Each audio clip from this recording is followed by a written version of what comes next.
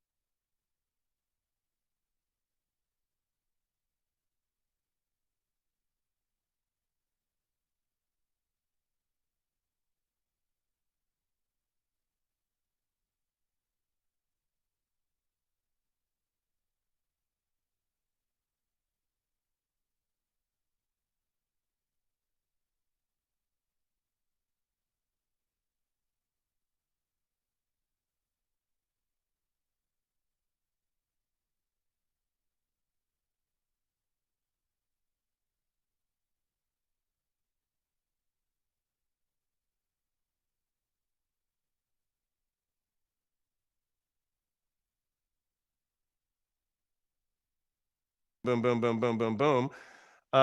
Michelle, Check. you're there. I'm there. We're both there. Dead silent, Chris. You sure, man?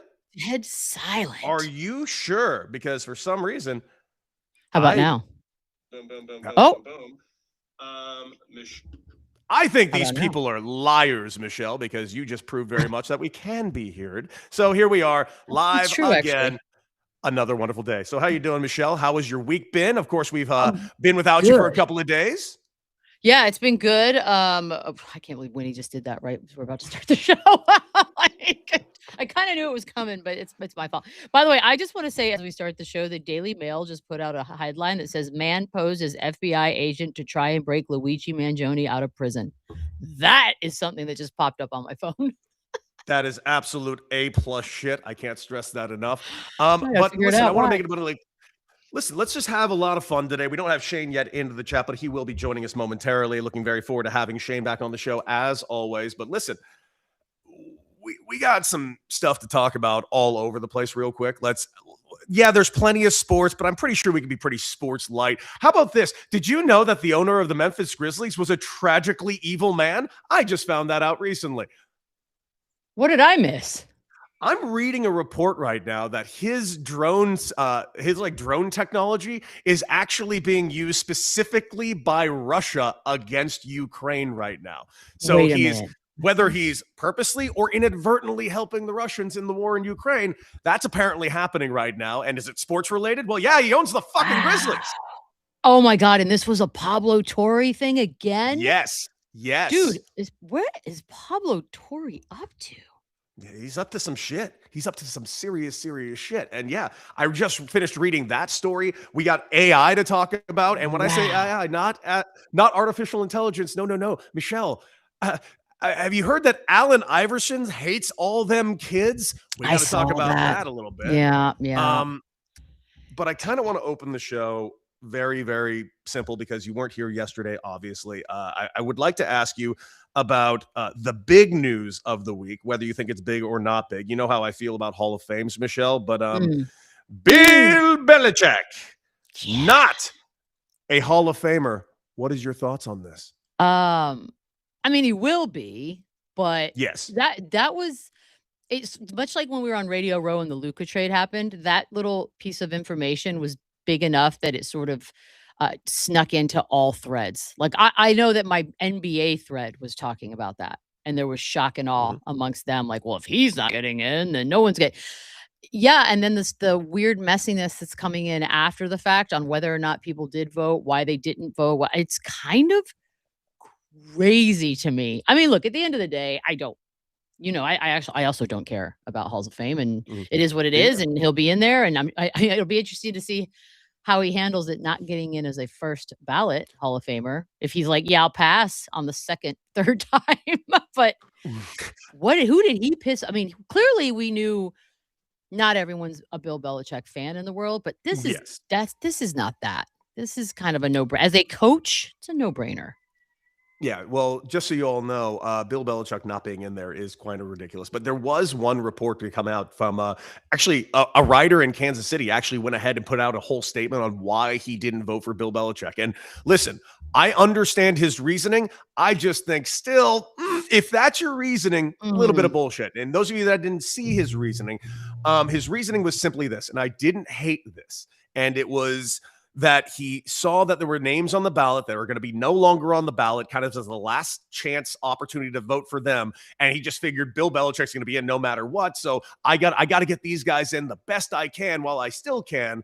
And I get it. It's a relatively reasonable response, but also, what the fuck are you doing, buddy? It's Bill Belichick. Vote for the guys that are the best to get in. It's Bill Belichick. I don't understand a world. I don't think there's some pettiness there and whatever, for whatever reason, these guys don't want to just say that outright, or they're just trying to, like, my thing is, if you don't like him and you've decided the thing is, I just don't have any reasons why he wouldn't be in. Yeah, maybe he's an asshole. Maybe he's a grumpy fucker. Maybe he's this, that, and the other. But as football coaches go, he's literally considered the greatest, one of, if not the greatest of all time. It'd be like Greg Popovich not getting in immediately. Like, it doesn't make sense. For my entire adult life, I've been told those are one and the same, even though I've argued that back and forth with people all the time. But as far as coaching goes, they're one and the same. They're on a tier of their own. That was shocking. It was so shocking, to be quite honest, that I don't think everyone believed it at first. I think some of us were like, yeah, whatever. Ooh. I know. I know.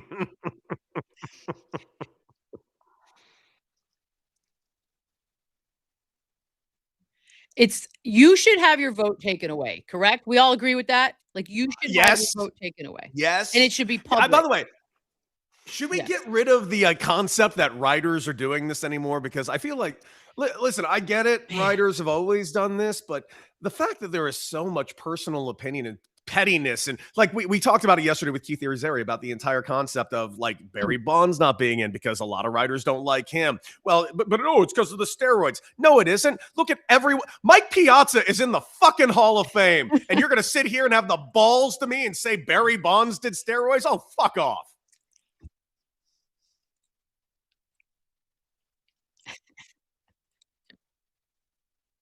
Jesus. By the way, and it's not one like, that's the thing. It's like, so there's 50 Hall of Fame voters, at least 11, right? At least 11 said no. So that to me is crazy too. Like, it's one thing, a couple didn't do it, we would have outed them, whatever. And the fact that the one guy did come forward, and I don't know if I give him credit or not credit. I have no idea what I think about that, but it's not just one. It's like a dozen that were like, nah, we're good, fam. Like, what? I don't like the guy either, but like, come on. Huh? What are we doing? Yeah, no, they're saying they can't hear Shane all of a sudden, but I can hear Shane and Michelle can hear Shane. So I'm assuming the YouTube of it all will catch up. Yeah, these liars, they're lying. You know what they're doing? I think they're lying because they know I'm doing the board right now, and they're trying to make me panic. You ain't getting in this fucking dojo. I'm crushing. That's what it is. They're messing with you. You're doing a great job. Thank you. Man. I'm trying to rocky it up as best I can. By the way, just so we're all clear, I made that lower third. How sweet is that? Oh, Hall, no. Fuck, I'm good. I like that. I do like that. Okay, and they can hear you now. See, double wins across the board.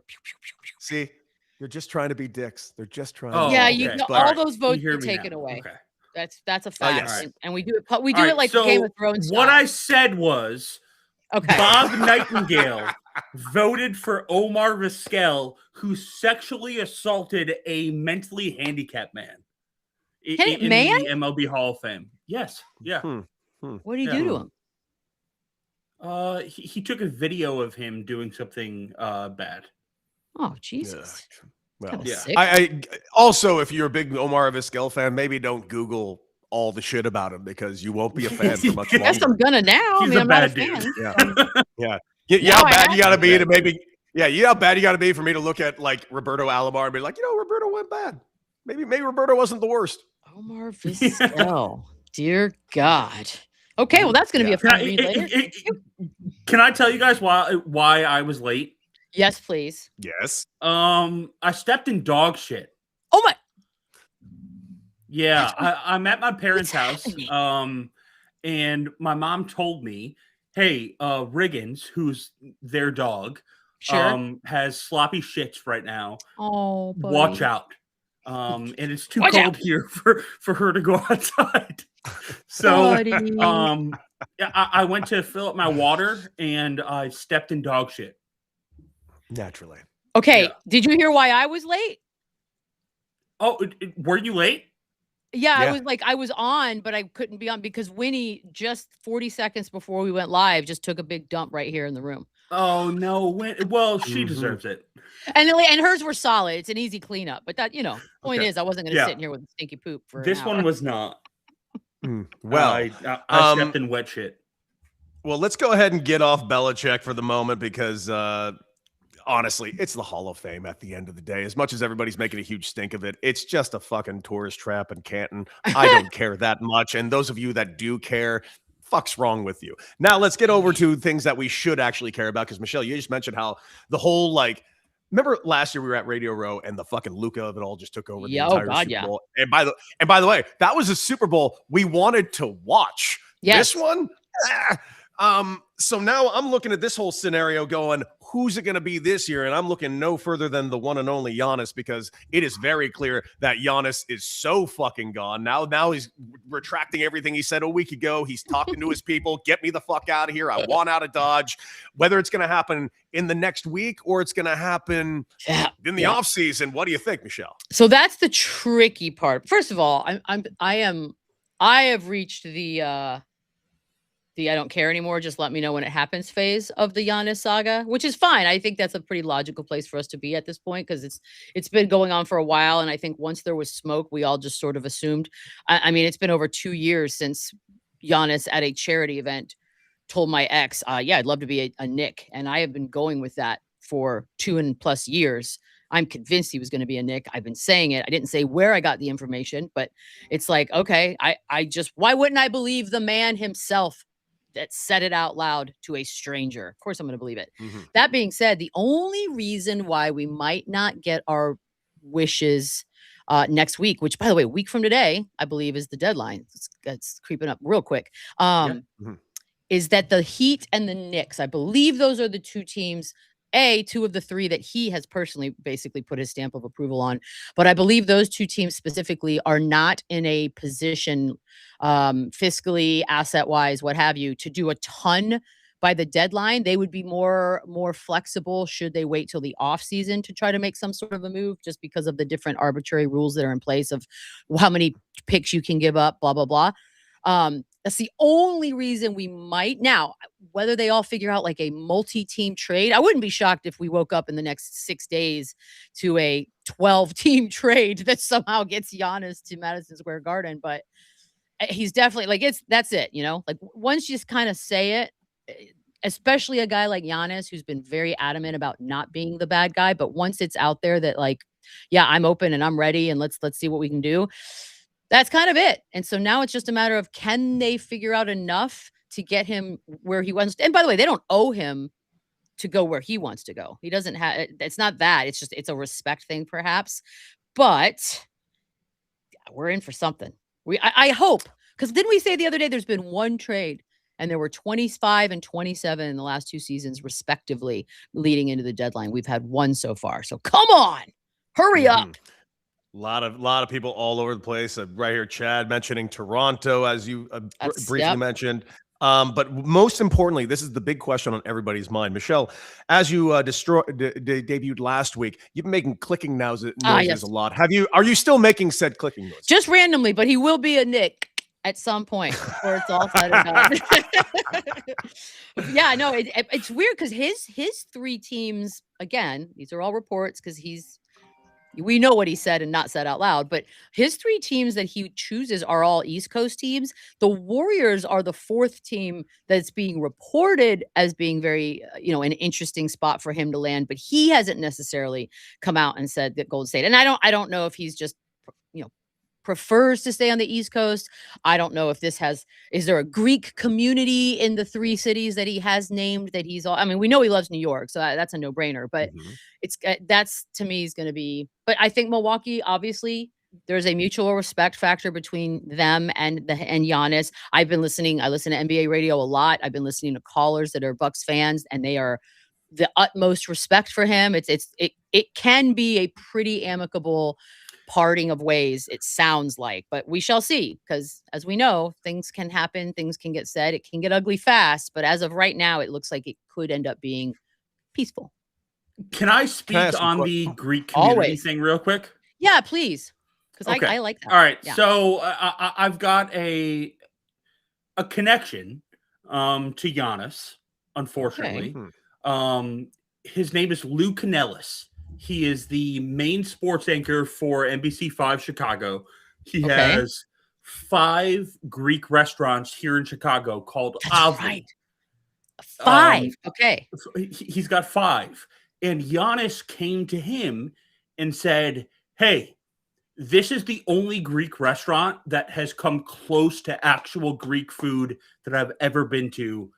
Can I come to Chicago? And he almost made a Greek restaurant with Lou in Milwaukee. So I don't think you should rule out the Bulls. I won't. But that is it. That is, by the way, that would be Giannis loves Chicago. Chicago's got a great, I love Chicago too, but do you think, and again, feels that East Coast apparently desire that he seems to be leaning towards. What does that Bulls team look like? First of all, who are you giving up? You're giving up a lot. I mean, Kobe, everyone? Vooch, and paying a salary. They don't have the capital. That's why you need a 12. You're going to need a 12-team trade, guys. We need a 12-team trade. Nothing less. I won't accept it. Well, we need a 12-team trade mainly because we need something good to happen next week when Radio Row's going on, because it sure as shit is not going to be about this Super Bowl. God, it is Radio Row next week. That's so weird. Jesus Christ. Right. Yeah, glad we're not there.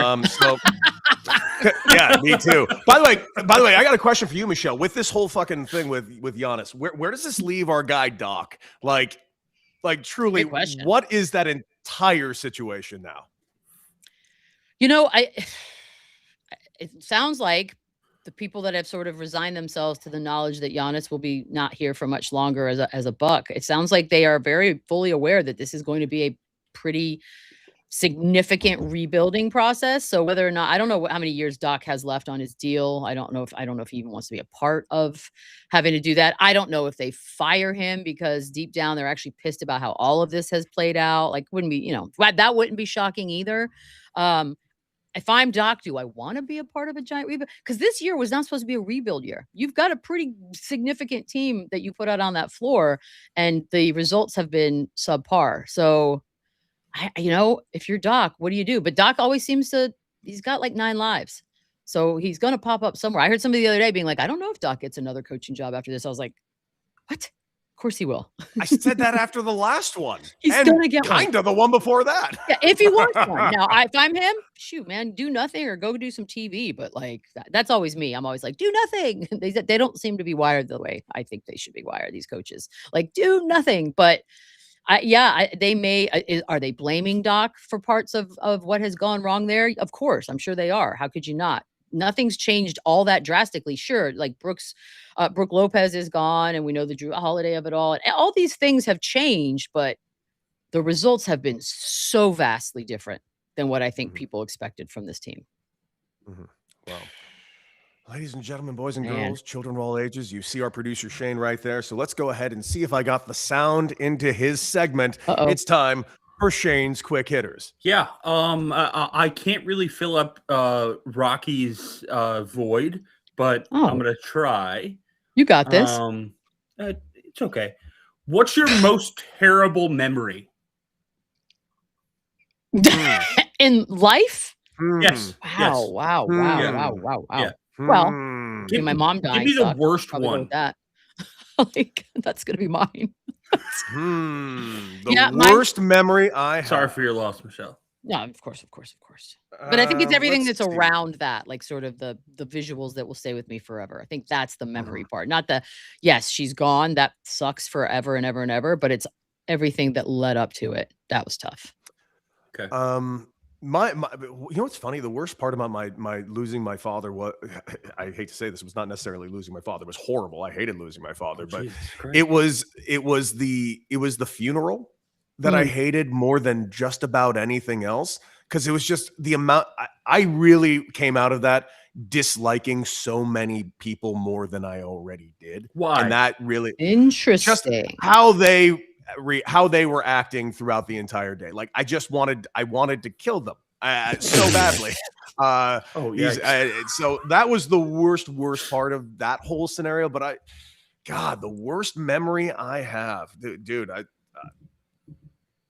got a lot of them in the program. Yeah, that's tough. No, you gotta understand, like my pro baseball career was, as good as it was actually filled with a lot more terrible shit than good shit. Like I know I joke and speak whimsically about when I lived in my fucking Honda Element in Keno Stadium in Tucson, Arizona. You had an Just so we're Element? all clear. Yeah, I had a Honda Element. Honda Element in Tucson, Arizona. And those of you that have never been to Tucson, Arizona, it is sometimes, especially during the baseball year, located a quarter fucking mile from the sun. Oof. So yeah, that was really brutal, sleeping in that car, sweating every night in the parking lot. It was awful going to Subway and getting my credit cards fucking declined because I didn't have enough money to eat and then go play a professional AAA baseball game. Same. There were a lot of nights where I was in that car wondering, what the fuck am I doing? A question I've been asking myself for the last 3 months. Yeah. Yes. I know. Wait, what is yours? Do you have one? Is that why you asked? No. What the hell? No. Nothing but great memories for Shane. What is that? What is no? Man's lived a charmed life. It's my current state. Yeah. Fair enough.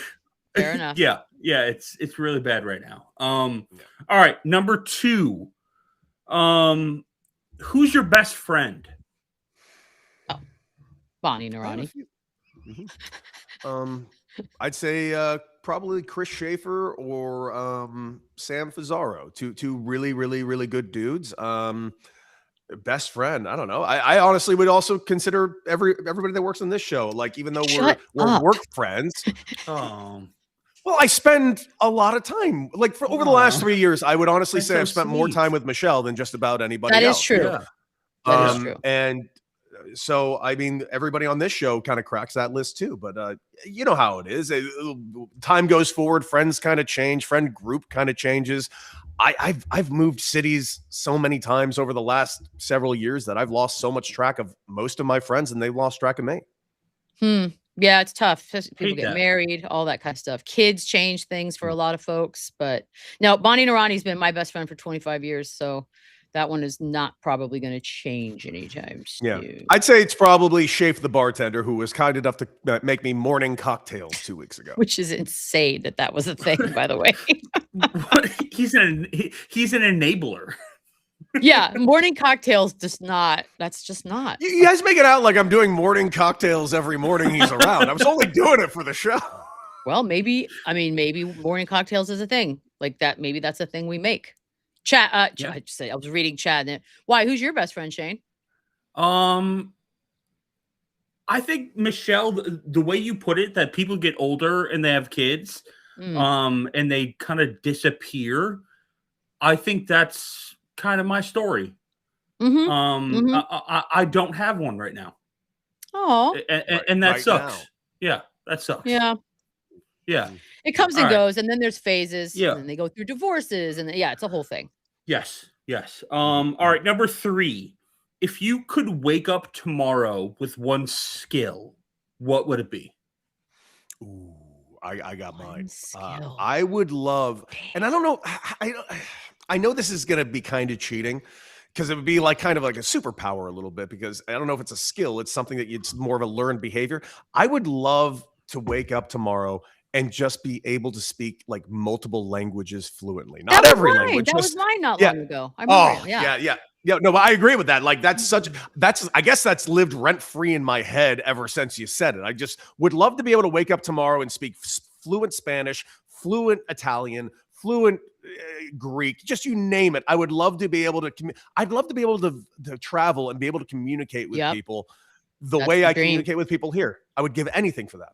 Yeah, the language thing's always, even when I was little, I was like, it'd be so cool if I could just take a pill and speak all the languages. So a different skill, golly, that's a tough question, because I'm like, to answer it, you have to be like, well, what's a skill that I can't do now? And I don't really know what skill I can't do now, because if it's something that's important to me, I haven't really run into it yet, which you think if it was important to me, I would already know what it is. Yeah. God, that's a tough one, dude. The language thing is big for me. Always and forever. I think it's so cool to be able to speak multiple languages. I would love the skill to be able to find my wallet, which has been missing now. Is it still gone? It's gone. No. I got an appointment at the DMV for Monday for a new ID. And yesterday I had to replace all my credit cards. Life is just fucking great. No, that's the worst. It's got to be there somewhere. It's not. Yeah. But nobody's used your cards. So it's not like. Good news. Good news. It seems as though it's not stolen. It's just lost somewhere. All right. So it's there. If your card has not been used, it's there.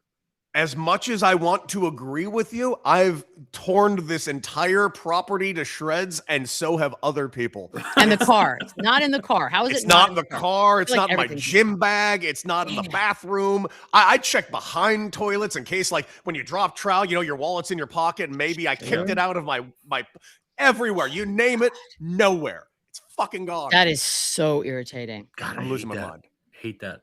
All right, number 4. What's something you love about yourself? It's not funny. It's not funny. No, honestly, I'll answer your question. What do I love about myself? I'm a good guy. I'm honest. And I know that sounds stupid, but like, I'm sorry, dude. This is a world filled with real fucking bad people right now. And I would much rather we had more people like a Shane Reardon, a Michelle Beadle, and myself, who is willing to stand up and say shit that actually matters. Because we're sitting here about to talk about more sports in a minute here. And at the end of the day, based on everything that's going around the world, who gives a fuck about sports right now? Why do any of us give a fuck about sports right now? Our fucking entire worlds and worldviews have been just crumbling in front of our faces. We got American citizens being killed by our government right now. I don't know what to say other than we need more fucking good guys in the world, because I look at every one of our leaders and I don't see any good guys anywhere. Yeah, I mean, mine's I'm pretty honest, I guess. Kind of funny. I'll go with that. Yeah, funny. You are funny. Yeah, I'll go. Oh, thanks, buddy. I'll go with that one. That's gonna be mine. What's yours? I don't know. I don't really have one. What the hell? I mean, I'm pretty. I don't have to answer the question. Like, I don't have to have an answer. I ask. Well, Shane, you know what? I'm gonna do it for you. You know what I love about Shane? I love his beard. I love his overall demeanor. I love that he gets along with people. I love that he. I don't. I love that he gives me great advice when it comes to cooking, and he sometimes scolds me when I have chicken breasts. I love Shane. I honestly. What's the chicken breast? Yeah. I was cooking chicken breasts a few months ago, and he sent me a message going, chicken thighs have just as much protein and probably even more flavor. What are you doing? And I'm like, you know what? You got a point, buddy. Yeah. Don't cook chicken breast. No, the white meat is the worst. I don't understand why people volunteer for that. Yeah. No, it has zero flavor, and it tends to be dry. Nah, dark meat. All right. Dark meat. One more. Is there anything too serious to joke about? No. I don't think so. I mean, look, timing sometimes can be an issue of the jokes. Right. Like, I think Anthony Jeselnik does a great job of proving that, like, so good. Like he figured it out. Now, don't get me wrong. There is a skill to the dark humor, as we sometimes call it. It's not for everybody, but yeah, no, I don't think so. And the messenger is important too in it. Yes. I'll give you an example. Like every comedian that like got out of Dodge and been like, oh, it's because comedy's too woke now. Oh. That's not true. Anthony Jeselnik is an amazing example of why comedy's not too woke. It's not about what you're saying. It's about joke construction and how you're saying it and how you portray it. And if you can't deal within that parameter and rules, which by the way have always existed, then you're just a shit comedian. Period. I think that's Stop. the problem. Yeah, and I'm sorry you're not getting any fucking laughs, Jeff Dye, but maybe you just were never fucking funny. First of all, never funny. Whitney Cummings, I'm glad the rest of the world's finally figured out how unfunny you are. That took them a while, didn't it? I've been asking what the fuck she's doing in the public domain for the longest time, and now we're finally here. Everyone figured out. You ain't funny. And this whole crying and I'm a victim and I saw a girl the other day do a thing where she's like, I'm going to take a shot every time Whitney Cummings tells a joke in whatever her last set was. And like never once. Sober. Not one shot was taken. It's like there's no, you're not funny. And you're leaning into this weird woke shit. And I get it. Everyone's got a grift right now and that's fine. But the truth of the matter is when your job is to be funny and the hard realization hits you in the face that you actually, in fact, are not funny, that's probably really hard to swallow for some. So, all right. So while we're on comedians, you know who else sucks? Bert Kreischer. He's not funny. I'm listening. Bert Kreischer is not funny. I mean, I've never laughed. He's supported by Tom Segura. Also never laughed. Wait. What? Real question. No. Honest question. Those two are two different fucking people? Took me a while too, Cody. I did not realize it myself. I thought this was like a fucking Garth Brooks, Chris Gaines fucking thing. They're two separate people. Seriously? You know who's funny in the fucking get Kreischer family? The daughter, Isla Kreischer, I think. The stories that he tells about Isla Kreischer. She seems to be the funny one. But I've never seen her stand up. So I don't know. I don't know yet. Damn it. We'll hear soon enough. All right, go ahead. Is that it? Yeah. All right, that's it for Shane's quick hitters. All right, we'll briefly get back to sports for just a second here. I don't know if you saw this at all. It's actually quite interesting to me, Michelle, as a former athlete, and I would love your opinion on it. And it's simply this. There seems to be some confusion what's going on over in Denver when it comes to the ankle of Bo Nix and how it's being handled by both the head coach, Sean Payton, and Bo Nix himself. I actually think is a very interesting thing because they both had to hold separate press conferences yesterday in describing what is going on. And that's fascinating because you got Sean Payton going out. Yeah, he goes out there and says like, well, he had the ankle injury. Turns out it was a predetermined ankle injury that he's had from his past at Auburn and all this. And it was going to happen. It wasn't a matter of if, it was a matter of when. And then all of a sudden you got Bo Nix coming out saying, no. I'm going to be starting my training the exact same time I always was starting my training. I'll be ready to go this next season. But then it was also that Sean Payton made this joke saying, if I knew about your ankle, I wouldn't have drafted you. This is like a potentially ugly situation and a lot of crosstalk where this team won 14 games this year? They're not on the same page right now, and that's ugly. I don't understand. Like after what was a pretty wonderfully Hollywood-like season, it's a little weird. I don't know. Are we gearing up for a lawsuit? Like what? This feels like legalese, like pre-lawsuit covering your ass. But I don't see that there's a need for that either. Two separate press conferences is wild. That's wild to me. Like why is that even being allowed to happen? It's not a good look. I don't know what to make of it. It's not a good. It's a good thing it's the off season. They've got some time. But it's not good. It doesn't look good at all. Has this ever happened before? Like a good team have this kind of a weird miscommunication? Not that I can think of. But like this is like one of those situations. Like if it gets any further down the road, like Players Association might need to get involved because this is like if you're sitting here saying that he has a predisposed ankle injury that. Like you're not just affecting you're affecting that player's money in the future. Say you wanted to move him. Yeah. Oh, well, every team's got this injury report that never existed before. What is this predetermined injury? Like this is putting Bo Nix after the year he just had in a real shit spot. Why would you do it? Michelle, I might make you angry here. Okay. And I'm sorry ahead of time. Because I know you love Sean Payton. He kind of sucks. He kind of does. I don't know if you know like this. that. I'm just friendly with him. Like, yeah, but yeah. He kind of sucks. I'll go a step further, Michelle, and this might make you upset. He fucking sucks. Damn. Damn. I thought it just, but it also, yes, it does suck, but it's also, you're damaging yourself. First of all, you're damaging yourself. You're throwing your entire front office under the bus. Cause what does that mean? They didn't do their due diligence. You're throwing your entire medical staff under the bus. Cause what does that mean? They also didn't do their due diligence, or like, I don't know who wins by doing this, I guess is my question. Cause I don't think it's in my eyes, nobody does. Yeah. With you. From what I can tell. Mm-hmm. So weird. So weird. And I don't get the need. Very, very, very weird. All right, I got it. What's the worst actor that could play you? Like Kevin James. That, by the way. I still haven't plays watched Sean Payton. I think Kevin James playing me would really suck as well. I mean, Kevin I'm not gonna James lie. Had a good run in King of Queens, y'all. No, I'm not saying I love I that hate, show. Thank you. I like Kevin James. My point is, do you want Kevin James playing you in a fucking movie? The answer is a resounding no. Yeah, no. Well, can I counter devil's advocate? They're making a movie about you. That's cool. Okay. But it's a movie about you sucking. I didn't get into the script. I just feel like there you go. You were a big enough deal that a movie had to be made. Good for you. Okay. Good for you. That movie seemingly ignored that whole bounty gate and why he wasn't coaching that year. They did. Oh, right.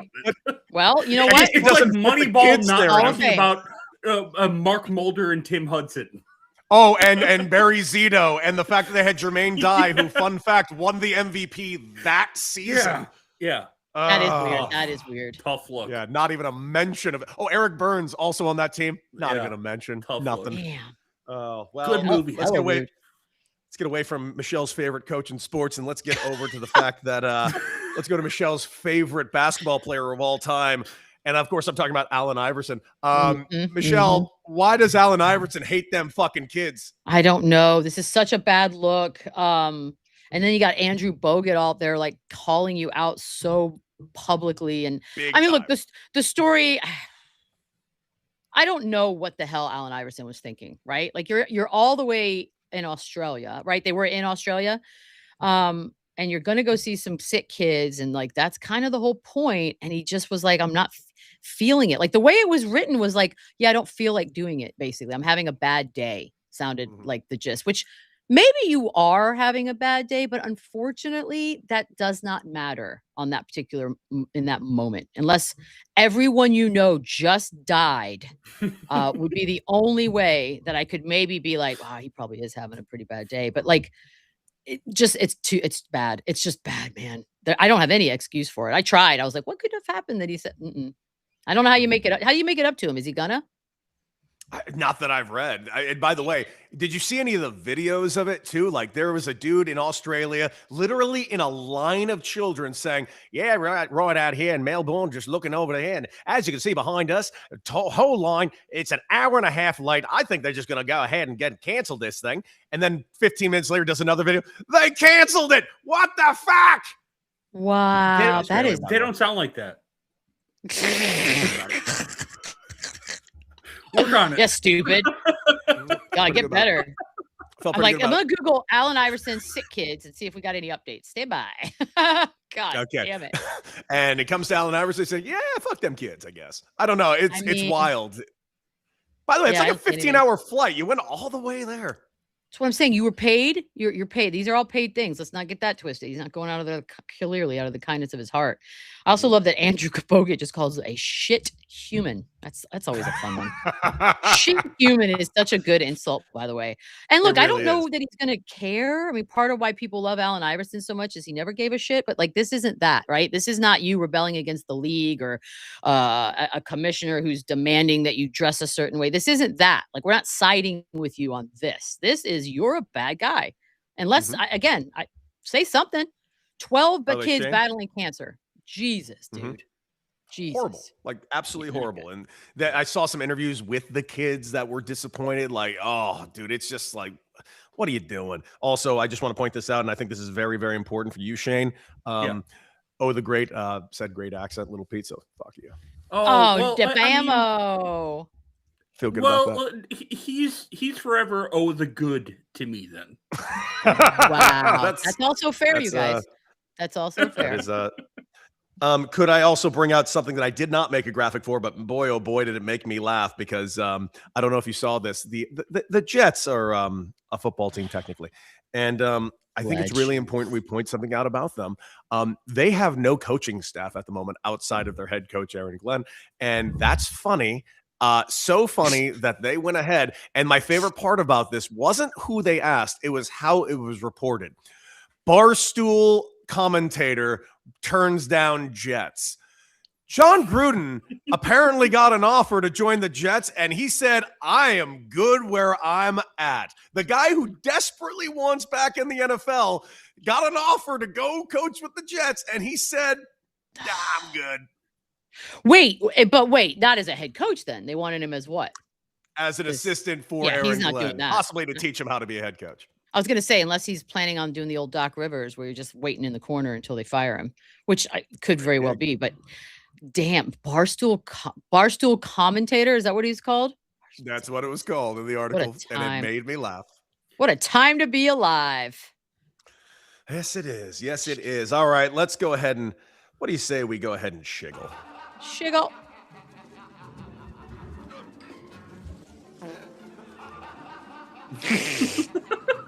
Still makes me laugh. Still makes me laugh. Okay.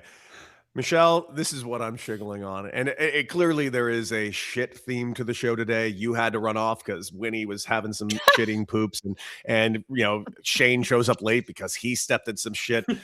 This is real, and I can't believe this is real. There is a craft beer company in Portland, Oregon, releasing a new craft beer that's apparently called Nature Calls. It will be debuting next week at Radio Row. They're going to have a whole pop-up tent over there by Levi's Stadium. Now, why is this interesting? Because, and I can't believe this is real, they are infusing real bear shit into the beer. Craft beer has gone way too far.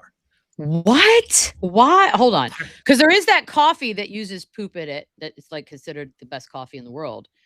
Is it monkey poop? It's some kind of poop. But why? What's the argument for this? What are we doing? The argument for this is apparently they get this basically bear shit that has been filtered through this water filtration system, and they're using and adding that water to the actual crafting system, and it's basically water infused with bear shit, real life bear shit. And they're brewing it into a beer, and I believe it's called Nature. I'm going to find out the actual name of this because I thought it was Nature Calls, but it's something else. Yeah. Oh, yeah. Dubbed Nature's Calls. It's a result of a collaboration with the Portland-based Colombian Sportswear, which tasked folks with Breakside with figuring out how to incorporate bear poop into the brewing process. But why do I didn't know that our goals as humans was to incorporate beer poop or bear poop into stuff. Now it's getting hard to say. Like, is there something about bear poop that I don't know? Is it anti-aging? Yeah. Like, what is it? It's not. It's just. Well, I mean, maybe it is. Why else are they doing? Okay, hold on. It's not the first time, by the way. Apparently, somebody in San Diego once made a pale ale using recycled sewage water, and there was a brewery in Finland who once created a beer using goose droppings. Oh, wow. What's happening right now? Somebody explain any of this to me. There has to be nutritional value, guys. I can't. I can't just accept that we've just. Why bears? I've read this. I've read this article twice, and I have not found a single thing of nutritional value. Honestly, it starts off by explaining how beer process making was always 3 or 4 ingredients, and the craft beer world has really gone off over the last several years with people getting really adventurous. And this is, I guess, the peak. Wow. Okay. I don't know what to do with that. I blame they'll tell for this. Oh, I mean, are they going to tell people, or are they just going to do like a taste test and then tell them? That's a really good question. If Shane, if you knew there was bear shit in that beer, would you taste it just for pure? No. I Also, would. like, why No, would you I would. taste it and then know what shit tastes like? You know, Because it's not Like, going to taste like shit. I hope. you shouldn't know what shit tastes like. Well, what does this say more about? That we're putting beer, or that beer is so gross that you could put shit in it and people are like, cool. Like that, Beer I think is is the bigger gross. issue here. It is. I know gross. beer's not great. Don't No, love beer. Beer sucks. You know, would have been a better name if they called it Two Bears, One Cup. Oh, They see, might. That's Two Bert Bears, One Cup's Kreischer, good. and- Yeah, but he's kept. I His just said it shirt was a on. good title. Now I'm thinking about all the God. beer names. Why does he he? take his shirt off? That I Because really he's not don't know. funny. Because he's not funny, and so Okay. that's part of the shtick. That's it. That distracts you Guys. from the fact that he's not funny. Shane, he's That's it. fat. That's hilarious. Oh my God, he's a fat Harballs. guy. Okay. Yeah. Okay. Sneaky He's athletic, though. overweight. By the way, sneaky athletic. No, he seems like it. Seems like Yeah, it. weirdly. I doubt that. I doubt that. I'm telling you, I have firsthand I knowledge. doubt I'm telling that you. massively fat guy is athletic. Yeah, he sucks. He sucks. I don't know what to say. I don't even have a shiggle. Shite on a stick. No? Now I've got shit beer in my head, and now I'm going to spend the rest of the day coming up with puns for shit beer. God damn it! I will shiggle Shit for faced. you. Okay. Oh, thank you. This is kind of hyper local, but Ooh. Nico Horner, Cubs second baseman, is not part of MLB's top 100 players, which is insane. Absolutely insane. He was, by WAR, the most valuable Cub in 2025. Just absolutely insane. The White Sox got Colson Montgomery on that list, who is a shortstop, who's going to be a very good baseball player, but came up in July or June. The fact that Nico Horner, who I'm biased, is a friend of mine, is not on the MLB's top 100 player list is insane. Absolutely insane. Did he take part in Deflategate? Do you ever ask yourself that? No, I have not asked myself that, so I don't know the answer. That might be something. He pissed somebody off. He pissed 11 people off, and now they're going to hold it against him for life. Honestly, he should be riding in Green Bay 420 on the chat. He should be top 50. Yes, he should. I agree. Be top 25. Damn. I actually he's agree. not with even that. top 100. Incredible baseball player. Yeah. Is he? Let me ask you this: is he hard to deal with? Do reporters have a hard time? Like, No. what could possibly have gone wrong here? Interesting. He doesn't hit home runs. That's it. Okay. That's it. Well, I feel like there's more to baseball than that, but maybe I'm simplifying it. I don't know. No, not the way I played it, Michelle. I just hit dingers and called it a fucking day. But that is crazy. If y'all are saying he's top 25, top 50, and he didn't even do top 100, that is I'll take your word on it. Yeah, That actually seems a little weird to me.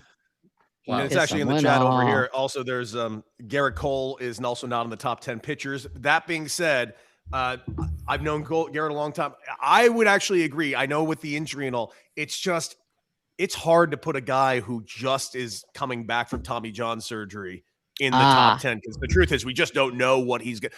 I have no doubt Garrett Cole's going to come back being Garrett Cole, because most guys come back from a Tommy John surgery, honestly, at this point, better than what they were. Bionic. But, yeah, a little bit.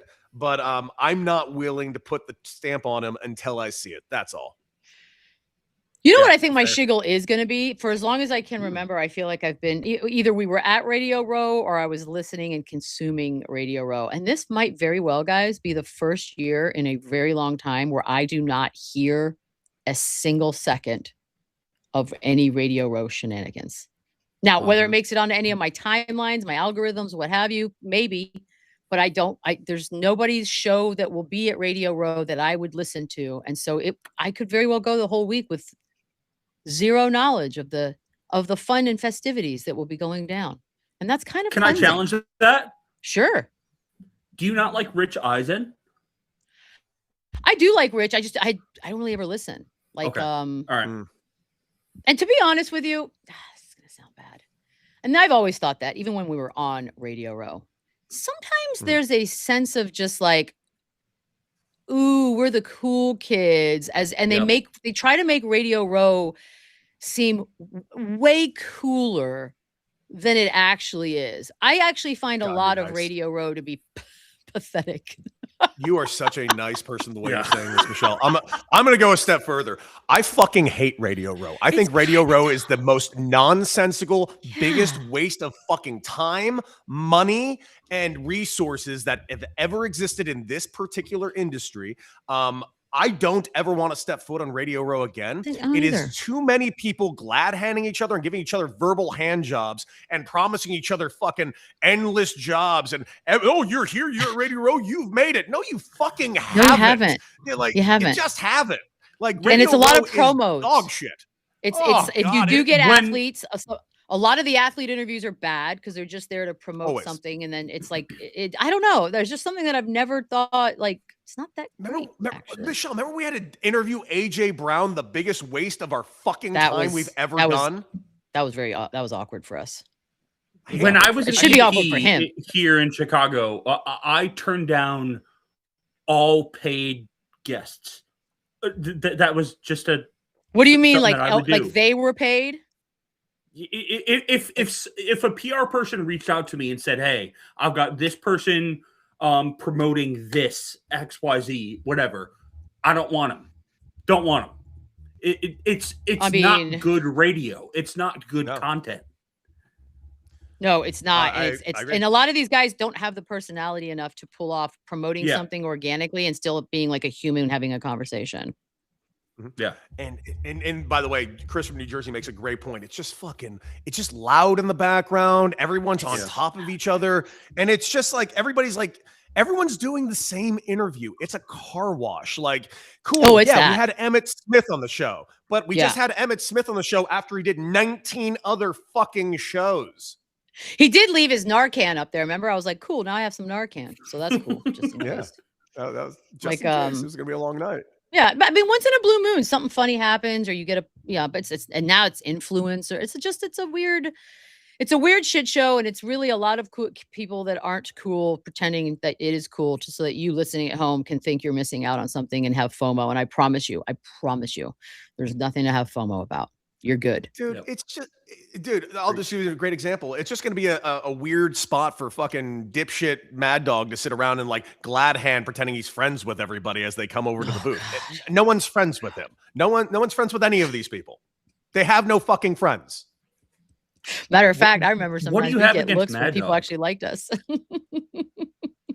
Actually, we were a breath of fresh air. What's my problem with Mad Dog? I don't know. Yeah, I'm kidding. I'm kidding. Yeah. God, I just you're the worst. Like bitches. I know. It's a big problem with me. Hey, big question for you guys. We all agree. This Super Bowl is fucking boring. Still boring. Yes. Still absolutely boring. Is there anything we're excited about storyline wise that is not Green Day and Bad Bunny? I mean, just Green Day, dude. Just Green Day, dude. Like, I'm here. I've been watching so much Green Day stuff. Like, I'm almost beyond ready. I'm gonna want them to do an hour-long pregame concert. I'm gonna need that actually. Yeah. Ryan wants to know why he had Narcan, because he was promoting it. I should probably say that, otherwise it sounds very weirdly. He was promoting Narcan? Yeah, it was like sort of that's not something to promote.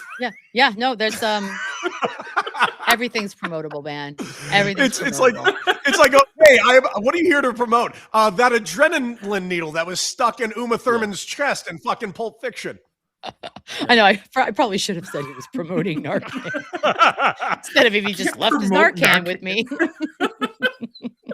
I'm here on behalf of heroin. I shouldn't laugh because there was wasn't there like a personal story or something? Like there was, I don't know. See, again, that just goes to show I don't remember. I don't remember. That just goes to show, Michelle, not only do I remember, I don't think I cared enough at the time. Like every interview we did at Radio Row, it's just. Except for the people there were people we were really excited about, but I remember just seeing the list of all days. Like, yeah, you got 19 guests today. I'm like, what the fuck for? And they're not even guests. They're doing a look. My point was, I ain't gonna be listening. Bottom line, that's all I got for you. I'm not listening. If I don't listen to your show on a regular week, I'm sure as hell not tuning in on Radio Row week. Also, it's trade deadline, leading up to Thursday, so I got shit to listen to. What about Pat McAfee? You guys love Pat McAfee? like I've always gotten along with Pat. Every time I've ever talked to him and been around him, like I get along with him. And Michelle will say I'm full of shit again. I still, to this day, outside of like occasional clips, I've actually never sat down and watched Pat's show one time. Never. I just haven't. Nope. It's not for me, bro. I'm okay. I'm not. Maybe I like him. I like him personally. Like him? He seems like I might, maybe. I like the power he has at my former employer. I do like that. I think that's fun to watch from the outside. Are you guys not 19-year-old white dudes? It's weird. No. I thought I was. Turns out I'm not. It turns out I was once, and I didn't particularly care for it. And I don't like programming, particularly that's targeted to an angry 19-year-old white boy. But do you ever sometimes think about like how much stuff there is in this business that like you don't even hear? Like how many big shows exist that I've never listened to a second of. Like it's kind of crazy. There's a lot. There is a lot. Actually, it's funny you say that. Like can I give a serious example? Like shows I used to watch. Like I used to watch like ESPN in the morning. I would watch Get Up because I actually do find Greeny. Oh, you mean after me? Okay, cool. I watched it with you on too, you dick. I watched back then. I watched Sports Nation. I was watching. Great show. I even watched your NBC shit, Michelle. I'm awful. A good friend. That was awful. Dear God. Okay. But I want to put, I just want to put, but I still kind of like Greeny. I find him relatively charming. He's great. Morning, but I have to say, dude, I last time I turned it on, I brought it up earlier in this week, and it really fucking pissed me off. Like you wouldn't believe. Hearing Greeny before throwing the break shouting out, "Oh, and get ready for Royal Rumble in Riyadh," and I'm sitting there, I'm like, "Fuck you guys! Like, fuck everyone there. I'm out." Yeah, and I haven't turned it on since. It's I don't listen to I don't watch any of it. I don't watch it or hear any of it purposely. Like I just don't care. Yeah, I got my own opinions, and I like mine opinions, and if that's all I need. Quite frankly, because what's the alternative? I'm going to hear opinions that I think are stupid and they're going to make me mad. No, I don't need that either. You don't love Booger McFarland? Actually, Booger's always been nice to me. It's just I just don't care. He's a nice guy. I hate that I use that name. I know. I'm like, there are plenty of dickbags you could have come up with. Jeez Louise. Riyadh. Cam Newton. Jesus. You don't like Cam Newton? I don't care. Don't care what he has to say. Not particularly. By the way, I say all this knowing that people say that about me. Like they don't give two shits what I have to say. Exactly. That's the beauty of how this works. They don't. You don't have to. I just pay my bills and then I go on with my life. Same with these guys. They don't care if we're listening or not. It's just, it is what it is. You can't, if you get offended because someone says they don't care what your opinion is, I don't know what to tell you. I hope Cam Newton knows that I don't listen. And I hope he loses fucking sleep over it. I hope Cam Newton's upset about that. Stupid ass. What do you guys say we go ahead and wrap it up and let's reflect? Let's do it. Okay.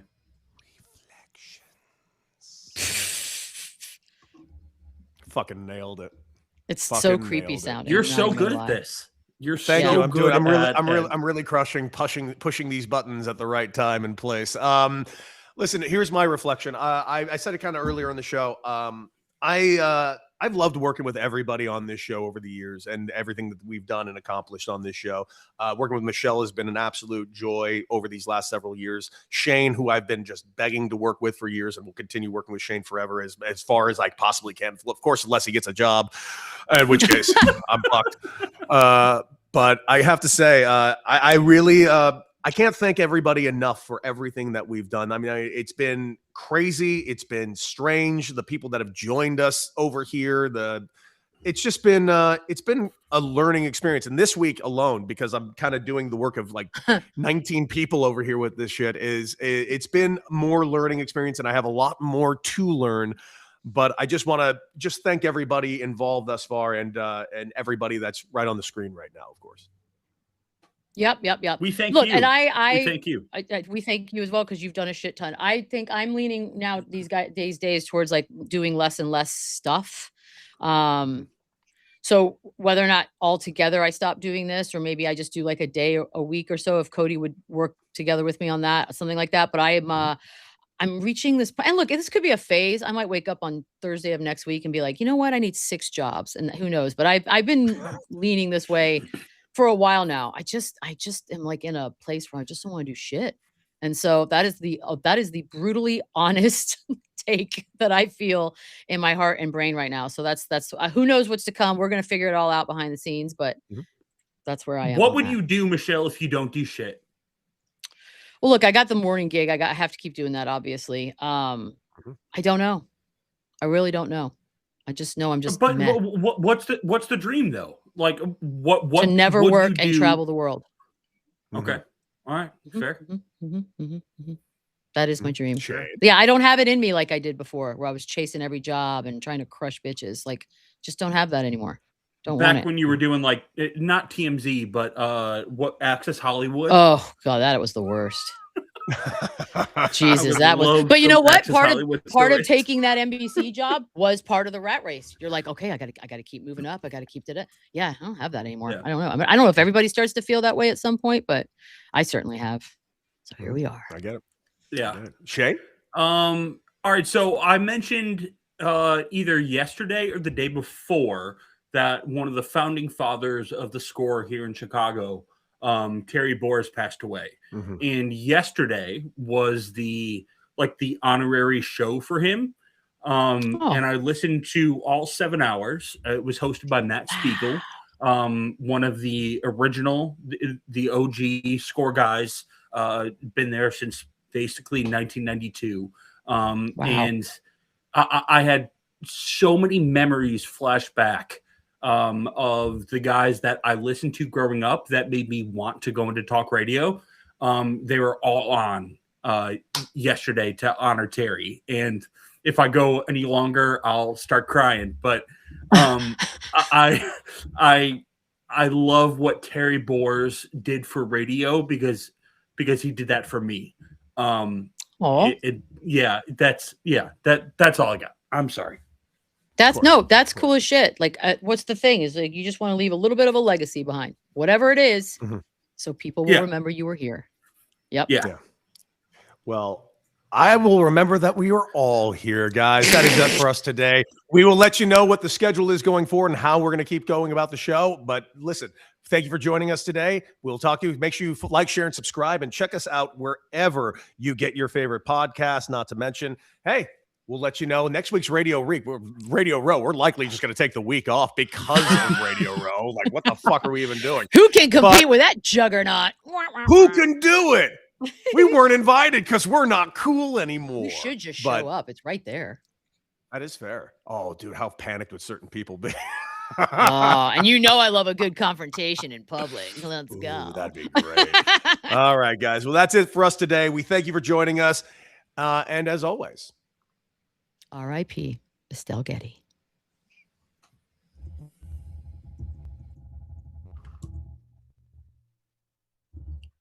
What is that sound in my ear?